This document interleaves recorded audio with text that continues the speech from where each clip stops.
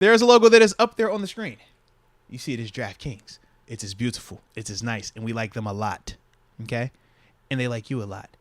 Because they are the top rated sports booking app in the U.S. the way that we like to work.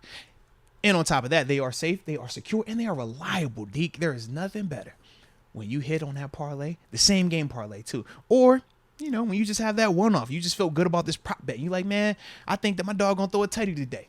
Sometimes it just is like that, and DraftKings give you those opportunities. But more importantly, they give you a promo code, and that promo code is MOATS. You use that when you make that first deposit of $5.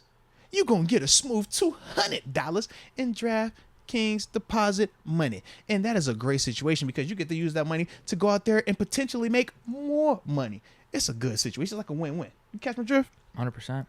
But, Deke, I also know at times some people go past 100% and they're not able to turn that switch off. It stays on for too long. Mm-hmm. Well, when those people go through those experiences, sometimes you have to ask yourself if you or someone you may know has a gambling problem. They might need some crisis counseling. Shoot, Deke, they might even need referral services. Now, if they're living in New York, on the screen right now, there is a certain number that they could call or text. For my New Yorkers, New York, New York. But for everybody else, the number that you need to call is 1-800-GAMBLER. I said a 1-800-GAMBLER. The offense literally scored 30 points yesterday. Think now, about it. whatever. No, the no, last no, no. touchdown was garbage time if you want to consider that, but we still had to get like an onside kick and everything. It was Just- still in the game. You're still very much in the game. 30 points Well, is 30 yeah, points. if Pickens catches that one too. Okay. Hell, there's even more Okay. time left on the clock. Okay. 30 points by the offense. So is that not drastic improvement from September?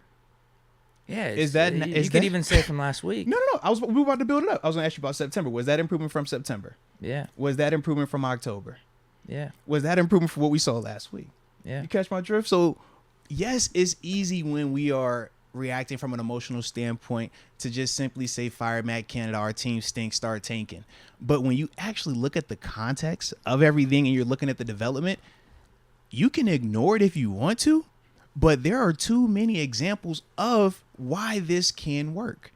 When you talk about the misses in the end zone, when you talk about can Kenny make this throw or not, these are still guys that are schemed open.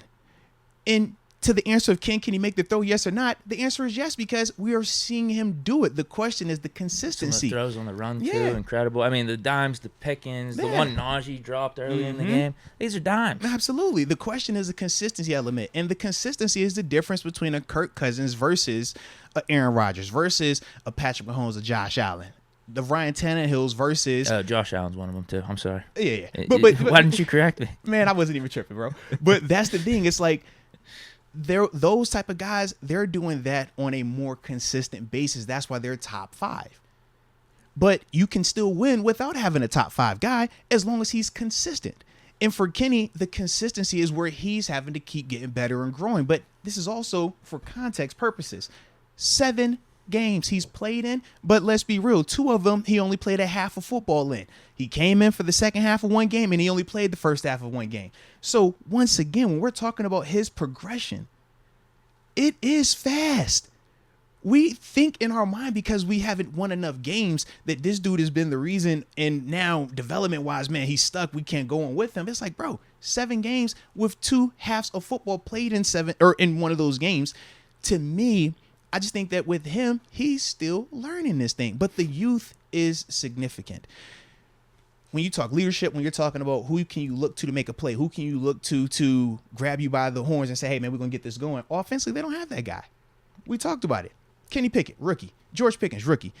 Deontay Johnson trying to figure it out. Offensive line wise, we said, Chooks, this is first go around trying to be a leader, right? And that's because of the contract. James Daniels, this is first go around trying to be a leader because of the contract. Najee Harris, second-year player. Pat Frymouth, second-year player. It's not a lot of veteran leadership over there. So at times, they are going to all be off. It's going to be times where they're all going to be kind of looking around like, George, are you the leader this time? Najee, are you the leader? Kenny, are you the leader? Maybe it's offensive lineman this time. Because they're trying to figure that out. Whereas in contrast, you look at the Bengals on offense, and what do they have? It's proven leadership. Joe Burrow's a proven leader, right? When you talk about Alel Collins been in this league for a minute. You don't think he knows how to lead? When you talk about T. Higgins, granted, he's still younger, but Tyler Boyd, he's been here for a little bit, right? When you talk about Joe Mixon, he's been around for a little bit. Samaje Perine, he's been around for a little bit. They have those type of veterans that they can turn to. And I think at times, especially yesterday in that second half, that was also something that we were missing from an offensive perspective. Okay, so this even goes back to the initial like Canada comment and the quotes by Jermaine Pratt about like, oh, they were just predictable running the same plays. In the second half, well, first for me, I don't care if you're running the same plays or same content. If it's working, it's working. I could give two craps. No, we call it small menu, big understanding. If you run the same play 100 times, you're going to know how to block that front. You're going to know how to run that play versus a man front versus zone front versus 4 down, 3 down, 2 down, whatever it is. If it's a blitz, if they're slanting the line, you're going to know it, right? Small menu, elite, big understanding. Also, part of the issue is this, and I'm not even going to take full credit. This is also something that Merrill Hodge had also talked to me about when we were talking earlier today on the Steelers TV. Yes, at times last week, they did block up certain plays really good, but the New Orleans Saints D-line was not doing a lot of movement. It was static in the sense they aligned in what they were doing. So from an offensive line perspective, it's simplified. Hey, Deke, you're blocking this DN. You know why? Because he's there every single time. So now if it's a drive block, you know how to drive block him. If it's a double team, shoot, you know where he's at. We got this. But Cincinnati, they're not always stationary. And we saw that too, right? They're going to have some movement. They're going to do some twists and stuff like that. And we did have some mishaps. That's a difference in the sense of when you're talking about the repetition, when you're talking about the small menu, bigger understanding. Yes, you might have this understood in this front. But when there are different fronts or when there are different actions off of that, how confident are you? And we know at this level, it's quick. It's a game of inches. So if you hesitate because you weren't anticipating this guy slanting and now you're trying to figure out, how do I step to this? How does this affect my timing? Well, now you're going to have some issues with that. And that is something that has popped up as well. So even when we're talking about the offensive line and their consistency or the lack thereof, because in the first half, I thought they ran block really well, and I thought even their pass blocking was good at times.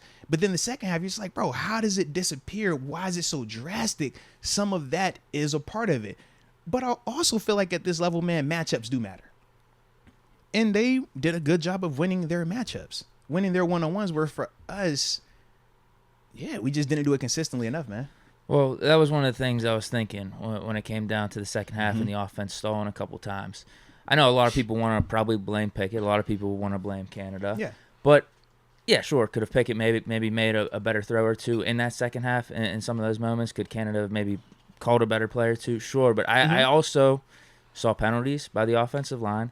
I also saw a play or two where actually it was kind of schemed up pretty good on a receiver screen to Deontay Johnson. I think there was another screen to Pat Freiermuth. I'm just like, bro, we got all the blockers there. It's just like they ain't make the block though. No, they're whiffing on guys. They're just not even finding the Bengal guy that they have to block. No, they're looking the other way. Exactly. Schemed up right though. Called at the good time. Yeah, and then it comes down to a third down and something, and sometimes you miss a throw and incompletion happens. Literally, I just don't think it was like that drastic of a drop off that everyone's thinking.